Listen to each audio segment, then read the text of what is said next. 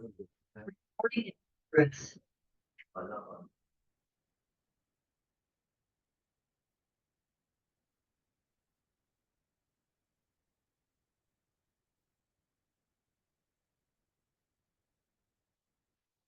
Okay, perfect. Good morning, everyone. My name is Tom. I'm the person who went on the Student Volunteers Oman Scheme. Apologies, I didn't notice until last night that I put September 2025 to December 2025. I've made the presentation. It was clearly last year. I got back just before Christmas in 2024. This morning, I'm going to talk to you a little bit about what the scheme involved. I'm not sure I can do a better job than that video of advertising it, but I may be able to give you some behind-the-scenes details and some kind of practical tips and tricks around the application process and what the scheme itself involves. A little bit about my motivations and then what I've gone on to do afterwards and how I've used that. I've written down there that I applied for the scheme in my final year of university. I was studying Spanish and Arabic at the University of Leeds. I applied for two main reasons. One was I didn't want to lose my Arabic. I think some of you may be familiar with the concept of you've done your study, you get to the end of your university and you go, what do I do with it? What do I put my language to good use? So I didn't want to lose my Arabic. I wanted to develop a new dialect. And I decided Omani was going to be helpful for that. And the other reason, and the main reason, was that I didn't know what I wanted to do with my life. To be perfectly honest, I got to the end of final year. I was done with academia.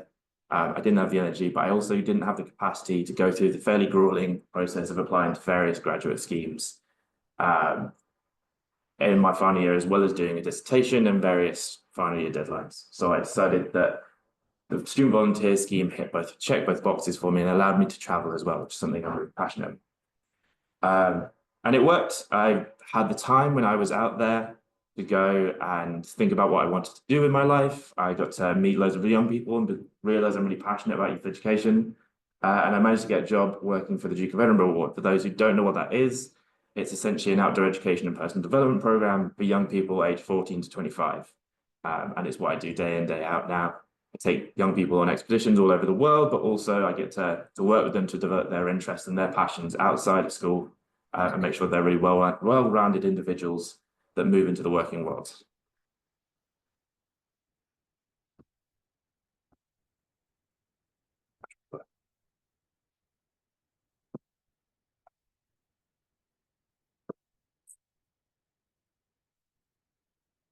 Okay. Oh, 1, 2. This go up. There you go. So a bit about the scheme and the practicalities. The scheme, as you saw in the video, is based in the Sultan School, which is on the northern outskirts of Muscat, the capital city of Oman. It's a fair way out, but it's a really nice location. It's really close to the beach. You've got restaurants around, and you're able to explore the capital city and the surrounding areas. Few highlights and photos there. I will apologize in advance. There are several terrible selfies of me in this presentation. For some reason, I went through a phase of thinking I look really good in selfies. I don't. I apologize in advance. There will be more.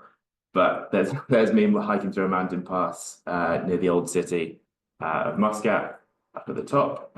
Some of the highlights that you maybe heard a little bit about during that video was the ability to explore the country and explore Oman during your weekends and your time off. Sean and Laura, the couple who run the scheme and who have been out there for over 20 years now, are lovely. They're really welcoming, both on the school grounds and with the school staff, but also they're really passionate about showing you the rest of the country. That translates into the benefits of things like going camping on the beach, which is the top right photo, traveling down to Sur, which is the city in the middle. The desert was a particular highlight. The rolling dunes are obviously a very stereotypical image of the area, but there is nothing quite like seeing it in person. It is truly stunning. That particular photo was after a very large climb up a very steep dune, which is why I probably look slightly sweaty in it, which apologies. I'll let Joseph talk a little bit more about Nizwa and the architecture and the interior, because that's where he was based. But the wadis and the natural landscapes of Oman are truly spectacular. There's a reason everyone goes on about it, and that's simply because it's true. It translates. It's truly amazing and beautiful landscape. You can explore any different facets. There's the coast, the desert, the wadis, And then I'd like to draw your attention to the top photo, which is the accommodation in the car that we used. So when you're living on campus at the Sultan School, I live with a roommate called Ishaq. I couldn't have asked for a better roommate, although I'm not sure he can say the same because I definitely snored more than once.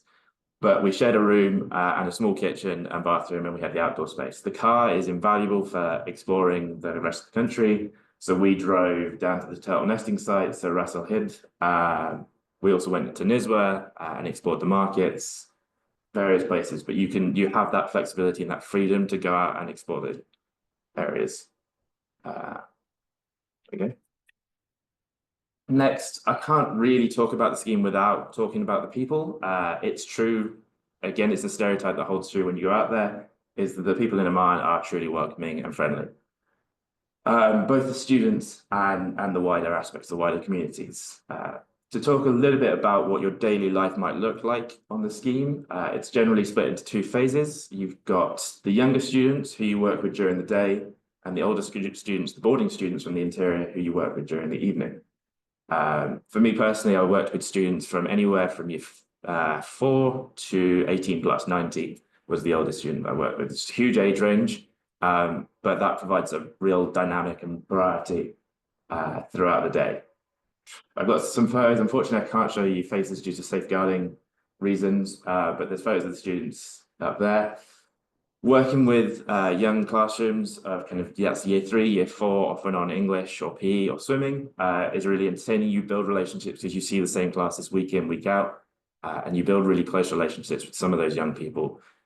Again, the video holds true. They're really interested to learn about you and the culture of living in the UK. They will ask you endless questions. You have to have the patience to answer them, but it's a truly special experience. You truly bond with them over the course of 3 months, and it can be quite a difficult phase of the scheme when you leave and have to say goodbye to all of the classes.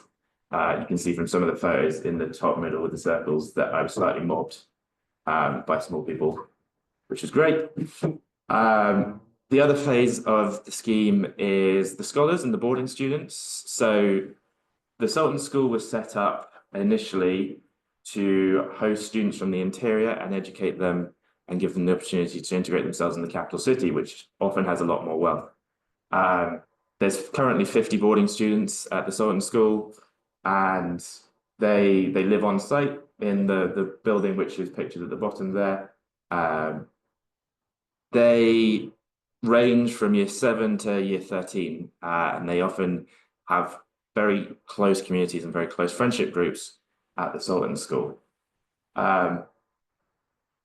You help out with study sessions after school, and will kind of run study sessions yourself if you're confident, but also you have the support if necessary. And the other aspect is the pastoral side of care. So that's developing personal relationships and one-on-one relationships with these students.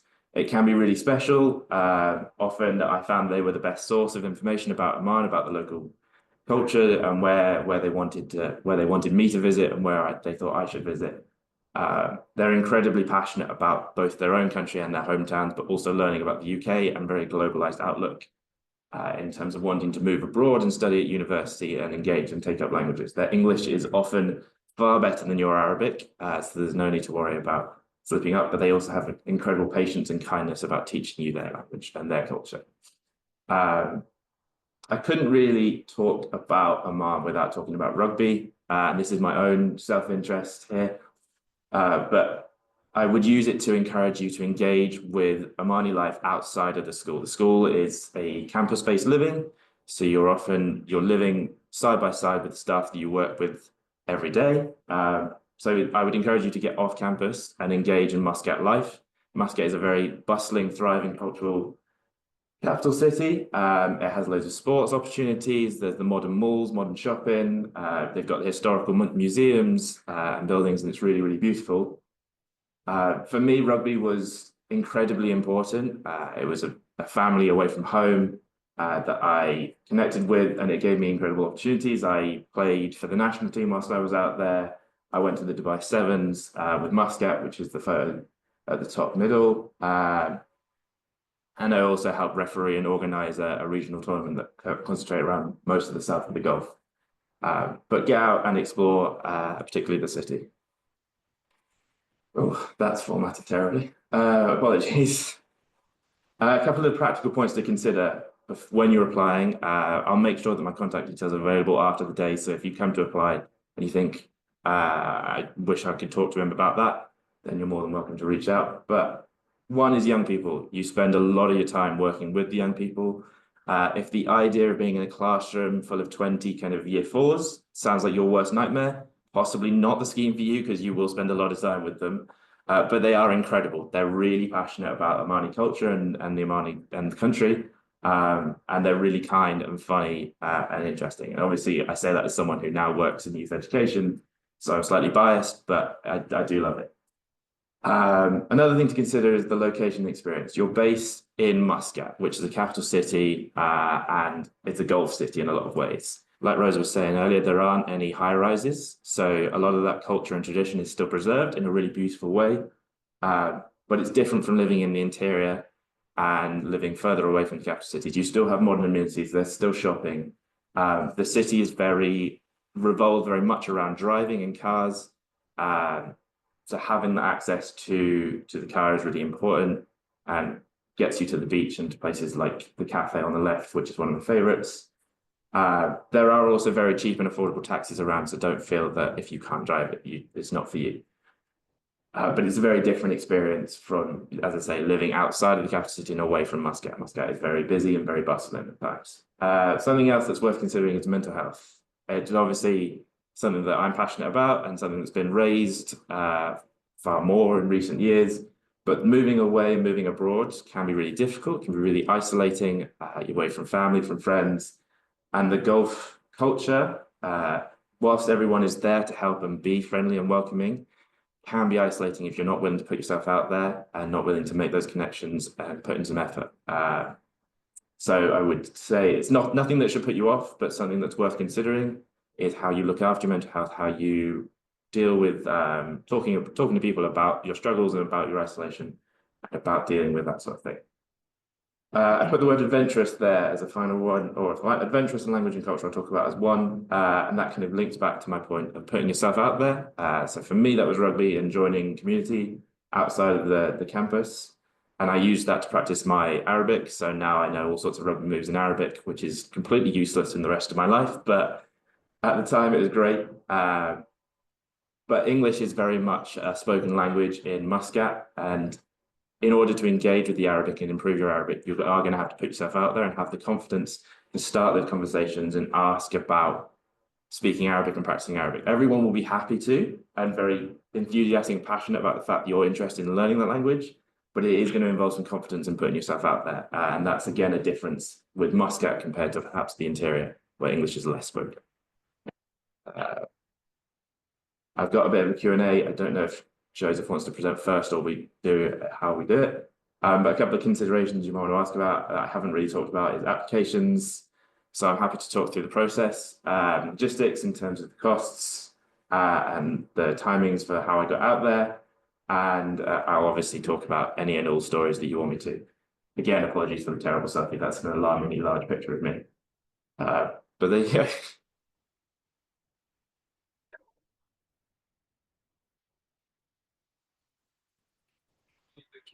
Yeah, I kind of was thinking that it might work.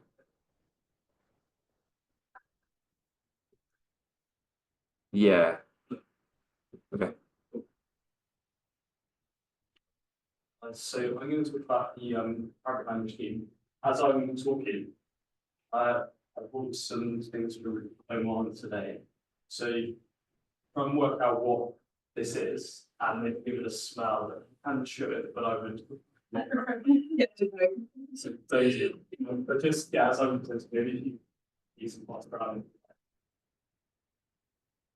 So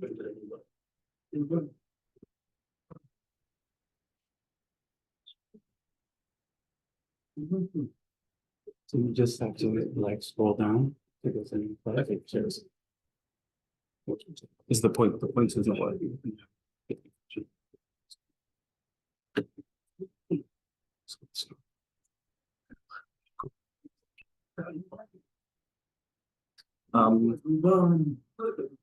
Okay, guys, thank you so much for coming along today, and thank you as well for having me to talk, and to Tom as well for the little bit of introduction I think he's already given you about Oman. So my name is Joseph Hearn. I'm still studying. I'm a law student. I've done an undergraduate degree in history, a master's degree in Middle Eastern studies, and studied Arabic.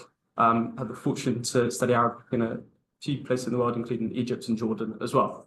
I applied for the scheme to study Arabic and to keep it up, especially between my two legal courses. So I had a big long summer, and again, like Tom, I really wanted to make sure that Arabic stayed with me, but also to improve it. It was an amazing way to travel and to go to a new country.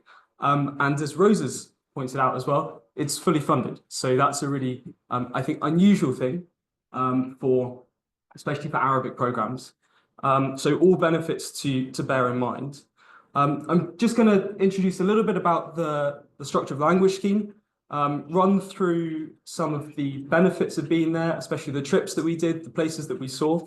And then I'm going to talk a little bit and try and link that into sort of careers and the slightly more serious aspects of why it might be important to study Arabic and to travel. And I want you to try and take 4 takeaways from the presentation. So the words language, culture, scenery, and people. I think that really, those are the 4 key amazing things that came from this course. Okay, let's give this a go to go on to the next one. So where do you study? Maybe you can see down here, the little red dots. This is where MENA is, and it's just south of, well, south of Nizwa. So this is, as Tom said, in the Dakhiliya, or the interior region of Oman. You can see there's a sort of mountainous region here that divides Muscat and the coast from the interior, and then the deserts over here. So MENA itself is a very small town. It has a historic town, as you can see on the left, and there's a little bit of life in there, but that's generally more of a tourist attraction now, and where people live is sort of next door to that. This is the college here, and there's an accommodation block just around the corner from that where you live. You share a room with another student, and then go to the college each day for studies. It's quite a conservative country, I would say, in general, and I think the interior is perhaps a little bit more conservative than other areas of Oman, which means that it can be quite quiet. But fortunately, that makes for a great atmosphere for studying your Arabic and for learning your Arabic. I think it's also important, as Tom mentioned, that it does mean you need to sort of put yourself out there a little bit to make things happen. But it also means you get a great opportunity, and it's a great atmosphere for getting to know the people on the course with you. So to move on to the language course, you can see us there all grinning because we've successfully completed the course. That's the class I was in. And it's a real mix of levels, but I think that the people who came from the British Omani Society, so there are about 10 of us on this scheme, were generally at a more advanced level than a lot of people at the course. So that was quite nice in that we were able to, many of us, be in a class together or similar classes. And it was an excellent opportunity to, as Tom says, and others have said, to improve the Arabic. We did a little less on Omani dialect. It was much more modern standard Arabic. But an excellent opportunity nonetheless. And we had really enthusiastic teachers as well. So they're quite formal and serious in the classroom, but we played weekly five-a-side with them, where they became a lot less serious, and it was quite feisty at times. So that was quite fun. And for example, they brought along their families to the culture evening that we had too, which I'll mention a little bit later. So again, excellent opportunities to sort of get to know people from Oman. This is my language partner, Zakaria, here on the right. I'm not quite sure what we'd won, but I think it was on the sports evening. And there's my friend Patrick with his language partner. And you can, anyway, these language partners were very enthusiastic to look after us and to show us Omani culture and to drive us around. Zakaria found us a spot to watch the Euros final in MENA and volunteered to drive us there, which was very kind of him. So, as I say, it's a really kind atmosphere, very generous. And if you do put yourself out there and say yes to opportunities, there's a great chance to develop friendships with people from Oman. And Zakaria, I'm still in touch with now, which is very nice.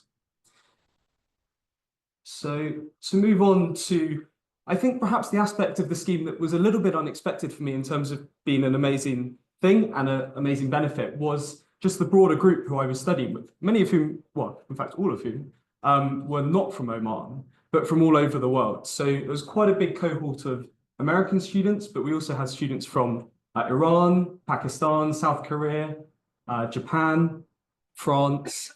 And because we were all living together, we all got to know each other very well. This is us at the amazing Oman Across the Ages Museum, just down the road from where we were studying. And we would go to the library here and study together.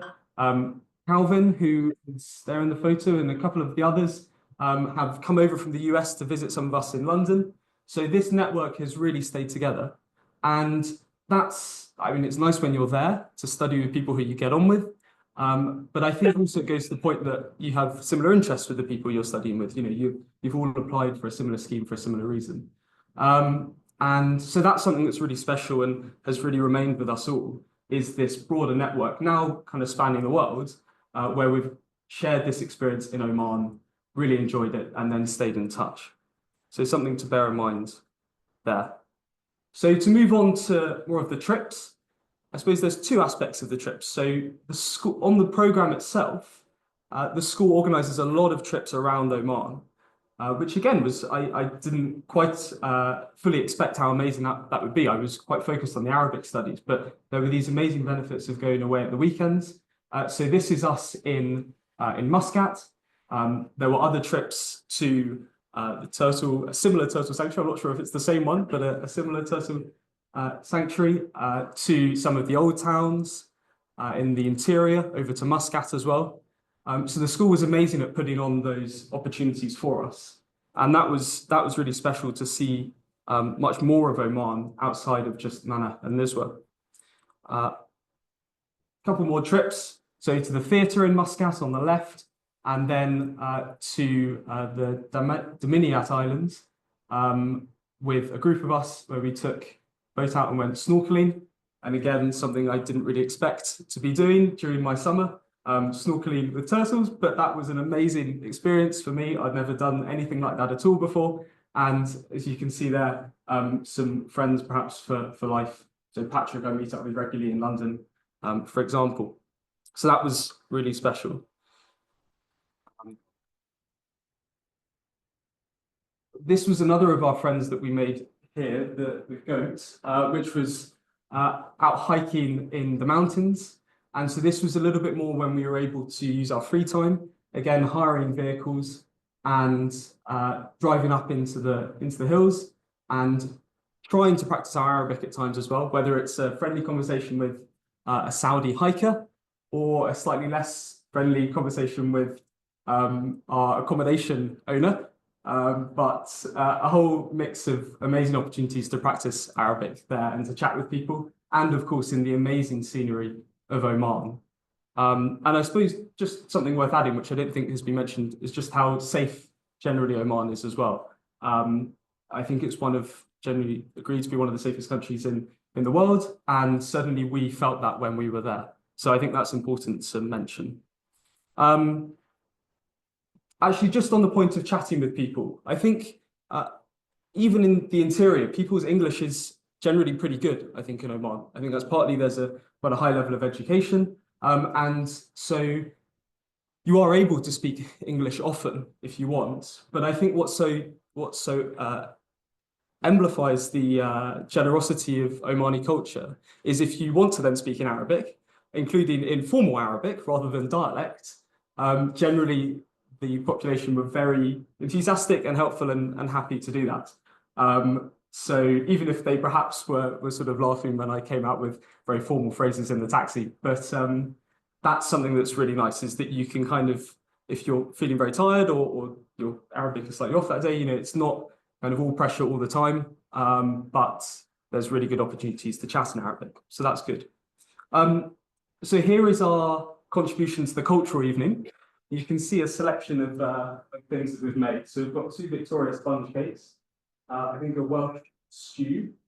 We made some cucumber sandwiches as well, and put up our lovely decorations in the back to rival the French. So we were ambassadors as well for the UK and also for the society when we were there.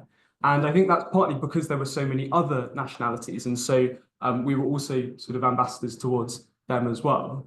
And so that was something that I think was quite special, the opportunity to share our culture, to share our culture. We did a Scottish reel dance as well to perform, which is probably too bad to show here. So I think we'll keep that hidden.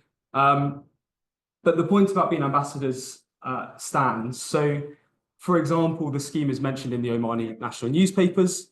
Some of our friends from the scheme were kind of in photos in the newspapers, and I think the college as well is a source of pride within Oman as a sort of centre of excellence for people coming from all over the world to study Arabic. And so it's important if you do go on this scheme, but also I think a benefit of the scheme is to bear that in mind, that you're there a little bit as ambassadors for the society and the UK as well. And that also links into slightly more the serious things of careers. And I think the scheme is really good for learning languages and Arabic, and that's something that's really important to do. But I think the benefit is a little bit broader than that too, which is about having a comfort with living in other cultures and knowing people and making friends with people in other countries and being comfortable with that. And also showing a desire to learn about those things. So I was fortunate when I was studying in Oman that I had already had a job lined up, and I was I'm going on to that in a few months' time. But certainly for those applications and going forwards as well, these kinds of experiences are so important because companies want people generally, not always, but they generally want people who have an open outlook to the world. Languages, of course, are very helpful, but also that willingness to go abroad and to learn about other places, I think is really important. And to be an ambassador for whichever organization it is you're representing. Now to switch to an actual ambassador. So this was our group at the British Embassy. And so it was very special again to be welcomed by the ambassador and to chat with her about the amazing opportunities that we'd had.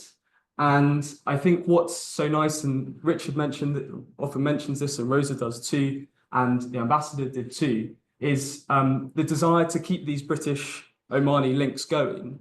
And so we were very much told and are told that this is about building a lifelong connection to Oman. And I'm sure Tom would feel the same. And that's been really special. It's not just a 2 months by itself. It's a 2 months starting and then staying linked, hopefully, either to the society or to friends made in Oman and to other networks within the relationship. So that's really important.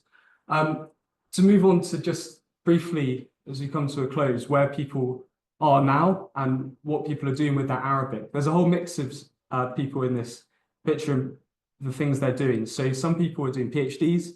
I'm obviously doing my legal studies. There are people working or hoping to go into banking, hoping to go into diplomacy, working in corporate intelligence. Some using their Arabic, some hoping to use their Arabic in the future, and all sharing that common interest in Oman and the Middle East. So just to wrap up, just try and remember those 4 words of language, culture, scenery, and people as the real key benefits, I think, of this amazing scheme. And yeah, we'd be very happy to take some questions with Tom as well. Thank you.